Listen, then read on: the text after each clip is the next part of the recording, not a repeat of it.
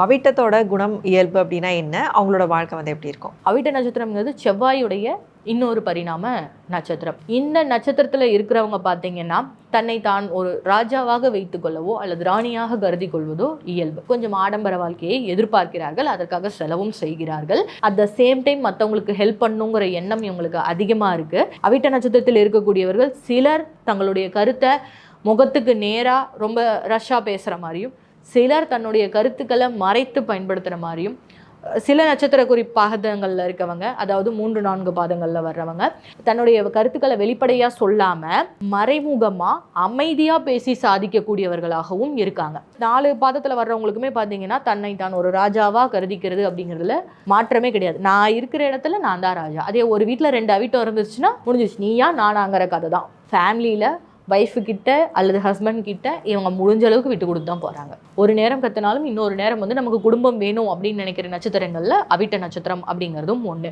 இளமை காலம்ங்கிறது கொஞ்சம் சிரமமாக இருக்கும்.